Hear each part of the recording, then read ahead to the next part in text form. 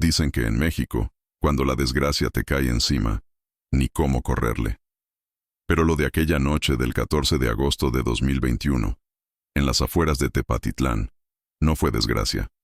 Fue una injusticia tan salvaje que hasta los vecinos más duros se quedaron helados. Nadie estaba preparado para lo que venía, y menos Manuel Ríos. Un mecánico derecho, callado, trabajador, de esos que nunca molestan a nadie. Un hombre que jamás imaginó que el mundo le iba a romper la vida en un solo golpe, sin aviso, sin razón, y frente a todos. Antes de continuar, te invito a que te suscribas al canal, actives la campanita y dejes tu like. Eso nos ayuda a seguir contando historias que muchos prefieren callar. Y ya que estás aquí, cuéntame en los comentarios desde dónde me escuchas. Tu voz también forma parte de esta historia. Eran las 9:27 de la noche cuando su hija, Luz Helena, de apenas 15 años, le mandó su último mensaje. «Pa, ya voy para la casa. No tardo». Manuel se lo enseñaría después a la policía, al Ministerio Público y hasta a periodistas, siempre con la voz quebrada. Ese mensaje se quedó grabado en su alma como un tatuaje que arde. Pero Luz nunca llegó. Un vecino juró haber escuchado una camioneta polarizada detenerse en la esquina de la secundaria. Otros dijeron que vieron a dos sujetos con radios y pasamontañas. Nadie quiso hablar después. Nadie. Porque cuando alguien murmura, es gente del CKONG, la calle se queda muda. Y los adultos bajan la mirada. A las 10:04 p.m., Manuel sintió un vacío en el pecho. Algo andaba mal. Salió en su moto, con la linterna vieja colgada en el manubrio, preguntando por todos lados. ¿No vieron a mi hija? Trae mochila azul, tenis blancos. Por favor, díganme que la vieron. Una hora después, encontró la mochila en un baldío, abierta, llena de tierra, y algo que ningún padre debería ver jamás. El mundo de Manuel se hizo añicos. La rabia, el miedo y el dolor se mezclaron en su pecho como un veneno. La policía llegó tarde. La ambulancia llegó tarde. Todos llegaron tarde. Pero el CKONG no. Ese fue el día en que México perdió a una niña. Y el día en que Manuel perdió el alma. Pero ganó algo más peligroso que el odio. La certeza de que nadie iba a mover un dedo por él. Y que si quería justicia, la tendría que cobrar él mismo. A la mañana siguiente, mientras el sol salía lento sobre los cerros de los Altos, Manuel ya sabía lo que venía. Papeleo, burocracia, miradas incómodas y ese murmullo que duele más que un golpe. No te metas, compadre, es el cártel Jalisco Nueva Generación. La fiscalía llegó con su libretita, tomó fotos, preguntó cosas absurdas como si Luz tenía novio o se juntaba con malas amistades. Manuel solo apretaba los dientes. Tenía 15 años, cabrones. Iba en tercero de secundaria. El Ministerio Público le pidió paciencia. La policía municipal le aconsejó que no hiciera ruido. Y un comandante, el único que tuvo tantita vergüenza, le dijo bajito: «Si fueron ellos, ya no la vas a encontrar, don Manuel». Pero él no quería consuelo. Él quería nombres, lugares, carros, caras. Las horas se hicieron días. Los días, semanas. Y las semanas, puro silencio. Los vecinos, que antes lo saludaban con café y pan, ahora cruzaban la calle para no toparse con él. En los grupos de WhatsApp del barrio se hablaba de todo. Del fútbol, del clima, de los baches. Pero nadie mencionaba a Luz, como si la niña nunca hubiera existido. Una noche, mientras Manuel tomaba café frío en la cocina, escuchó algo que lo dejó helado. Su sobrino, un morro de 17 años, llegó nervioso, mirando para todos lados. «Tío, yo sé quién fue». Manuel lo agarró del brazo. «Dime quién chingado se llevó a mi hija». El muchacho tragó saliva. Fueron dos del cártel Jalisco, el Chaparro y el Muelas. Traían una camioneta gris. Los vieron por la secundaria. Pero nadie quiere hablar. Ya sabe cómo es esto. Manuel sintió cómo le ardían los ojos. No de llanto, sino de rabia. Ya tenía un nombre. Ya tenía un punto de partida. Esa misma noche, fue al baldío donde halló la mochila de Luz. Se quedó parado en la oscuridad, sin moverse, escuchando los grillos, oliendo la tierra húmeda. Se hincó, Puso la mano sobre el suelo y murmuró algo que nadie más escuchó. Mi niña, te juro que no voy a descansar hasta encontrarte. Y si estos cabrones fueron los que te tocaron, no saben la tormenta que les viene encima. En ese momento, sin testigos, sin ruido y sin luz, nació algo dentro de él. No era odio, no era venganza, era algo más frío, más calculado, más peligroso. Manuel dejó de ser un mecánico y comenzó a convertirse en la peor pesadilla del cártel Jalisco Nueva Generación. Manuel no dijo nada a nadie, no avisó, no publicó, no lloró, nomás guardó silencio. Ese silencio raro que tienen los hombres cuando ya decidieron algo que no tiene regreso. Primero hizo lo que sabía, revisar motores, no de carros, sino de rutinas.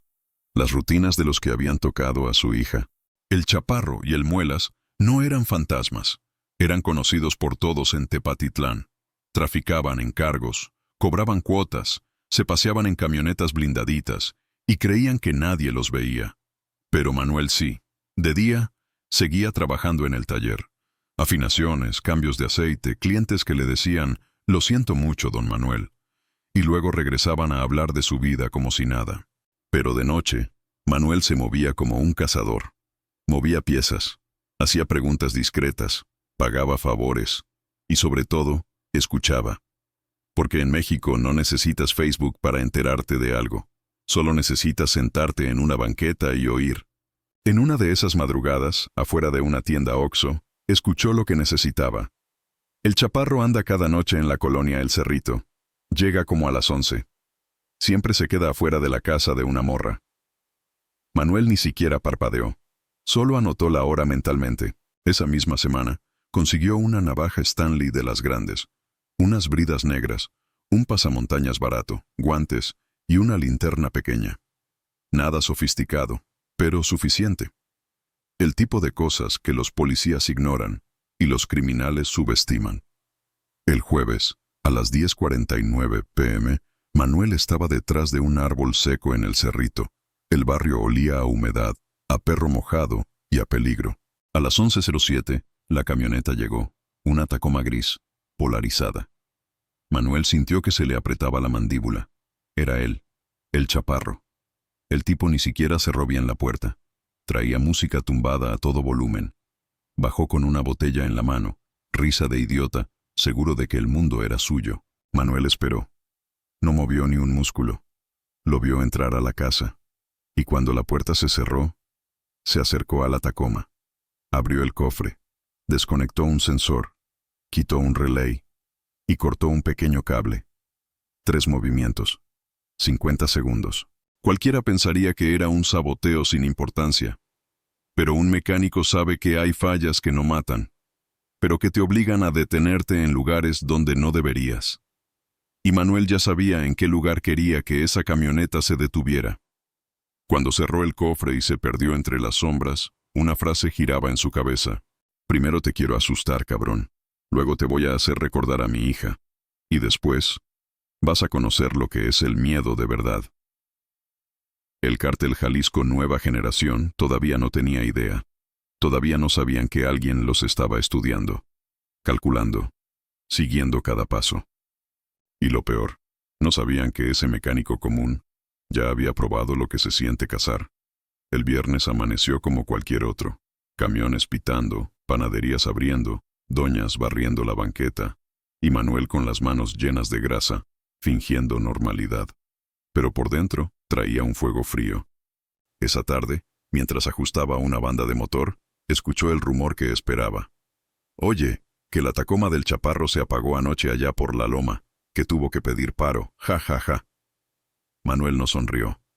Solo siguió trabajando. Cada palabra era una confirmación. El plan estaba avanzando.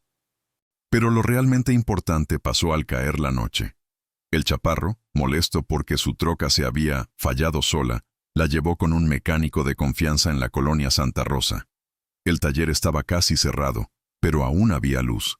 A las 9:32 p.m., Manuel ya estaba ahí, parado detrás de una panadería cerrada, observando la calle.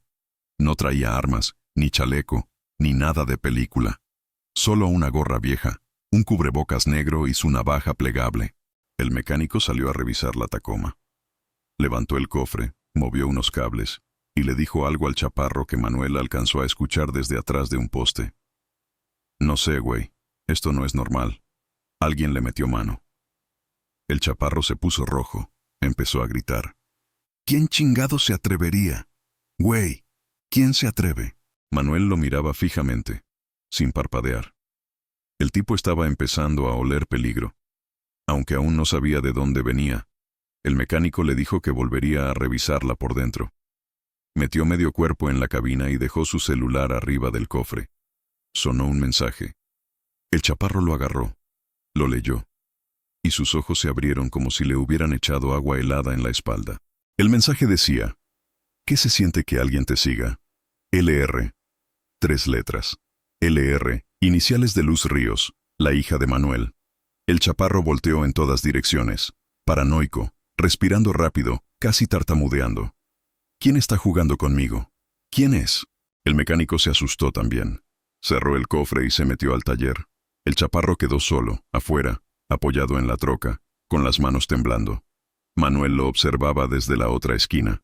Su respiración era lenta, controlada, sin emoción. Esperó a que el chaparro se calmara tantito.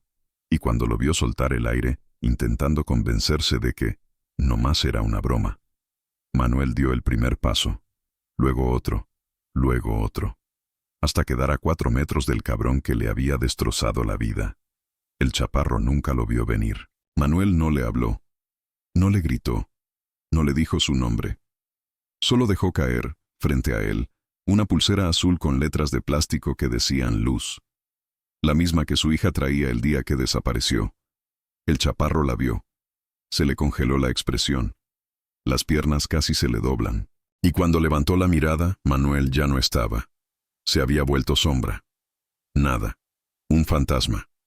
Esa noche, por primera vez en su vida, el chaparro sintió miedo de verdad. Un miedo que te muerde la nuca. Un miedo que no puedes disparar ni golpear. Un miedo que no tiene rostro. Y mientras el cártel Jalisco Nueva Generación trataba de averiguar quién chingados estaba provocando al equipo, Manuel caminaba por calles oscuras, repitiéndose algo muy simple. Esto es solo el principio. El chaparro llegó paranoico al cuartito que usaban como base en las afueras de Tepatitlán.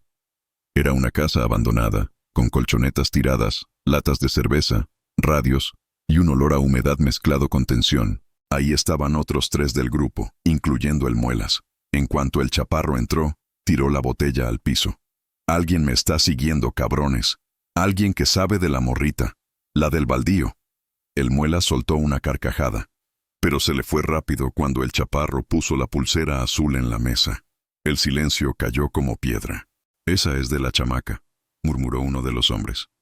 ¿Y quién te la dejó?, preguntó el Muelas tragando saliva. Un vato, un pinche viejo, pero se esfumó en segundos. Para entonces, Manuel ya estaba al otro lado del cerro, observando la casa desde lejos, con binoculares viejos que había comprado en un tianguis. Sabía que esa madriguera era clave. Sabía quién entraba y quién salía. Y sabía que ahí, tarde o temprano, todos iban a cometer errores. Y los cometieron. Esa misma noche, a las 2:41 a.m., 2 camionetas salieron de la casa rumbo a diferentes rumbos. Una iba a dejar encargos a Arandas. La otra, con el Muelas, se dirigía a un punto donde guardaban armas. Manuel lo supo porque los había estado estudiando por 2 meses. Lo que ninguno de ellos sabía era que Manuel ya había preparado algo. No era una bomba, no era un arma, no era nada que gritara Hollywood. Era algo mucho más simple: inteligencia, observación, paciencia. Manuel siguió la camioneta del Muelas desde lejos, sin prisa, con su moto apagada en las bajadas para no hacer ruido. Cuando el vehículo se estacionó en un camino rural sin alumbrado, el Muelas bajó para abrir un pequeño portón de lámina. Era una bodega chiquita pero peligrosa. Ahí guardaban sus juguetes, rifles, chalecos, radios, droga, todo. Manuel esperó a que el Muelas entrara. Esperó 10 segundos, luego 20, luego 1 minuto, y cuando estuvo seguro de que el Muelas ya estaba dentro, hizo lo que había planeado durante semanas. Sacó el celular viejo de Luz. Lo conectó a una pequeña bocina portátil y reprodujo un audio que había guardado desde el día que ella desapareció. La voz de su hija, dulce, riéndose. Un simple «Pa, ya voy para la casa». Ese sonido flotó en la oscuridad. Se coló entre los árboles. Entró por la puerta abierta de la bodega. Adentro, el Muelas sintió que algo se le deslizó por la columna. Su respiración se agitó. Apuntó su arma hacia la nada. ¿Quién está ahí? ¿Quién chingados está ahí? Manuel no respondió. Ni tenía que hacerlo. El objetivo no era matarlo. Todavía no. Era romperlo por dentro. Hacerlo sentir lo que su hija sintió. Miedo. Confusión. Incertidumbre. El Muelas salió tambaleándose, apuntando al monte como loco, sudando frío. Se subió a la camioneta, arrancó a toda prisa y dejó la bodega abierta. Justo lo que Manuel necesitaba. Entró con la linterna apagada. Caminó entre cajas. Tomó fotos. Grabó videos. Se guardó nombres, marcas, números de serie, señales. Información que sabía que podía destruirlos desde adentro. Antes de irse, dejó algo pequeño en una mesa. Un moño azul. El mismo color que la mochila de su hija. Sabía que el Cártel Jalisco Nueva Generación iba a entender el mensaje. Estoy cerca. Sé quiénes son. Sé lo que hacen. Y no voy a parar. Cuando Manuel salió de la bodega y se perdió otra vez entre los cerros, nadie en el cártel imaginaba que ese hombre, ese mecánico silencioso, tenía un plan.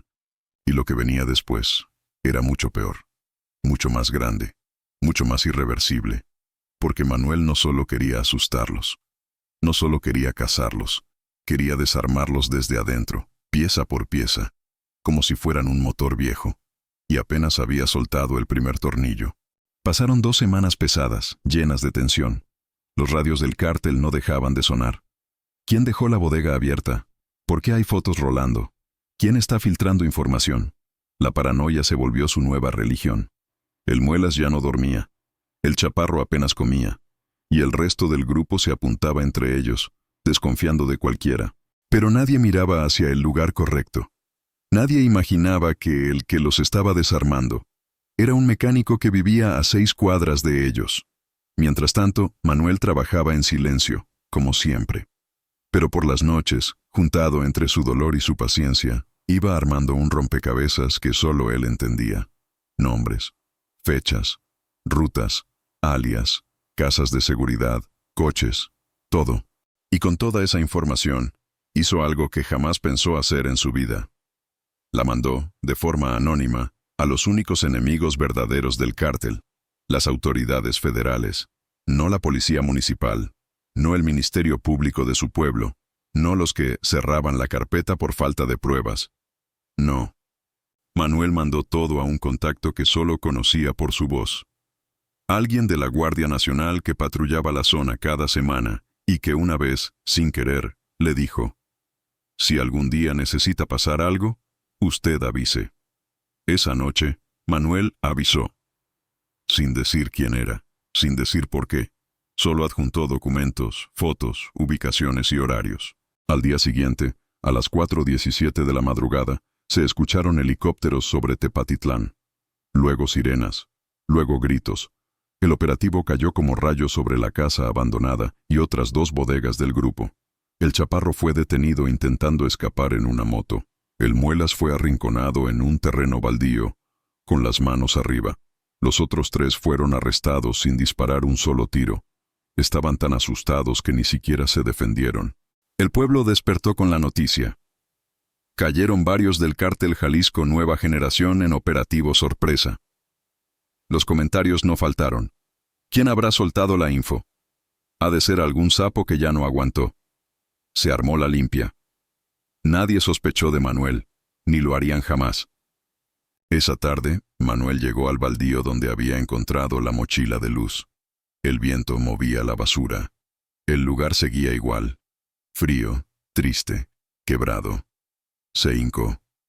Sacó de su bolsillo la pulsera azul que había recuperado del Chaparro antes de entregarlo. La sostuvo un momento, respiró profundo y la enterró bajo un árbol seco. Ya no quedaba nada más por hacer. Su hija no iba a volver, pero los hombres que la dañaron Ya no iban a lastimar a nadie más. Se quedó ahí, en silencio, unos minutos. Luego se levantó despacio y murmuró: «Descansa, mi niña. Ya terminé, lo hice por ti».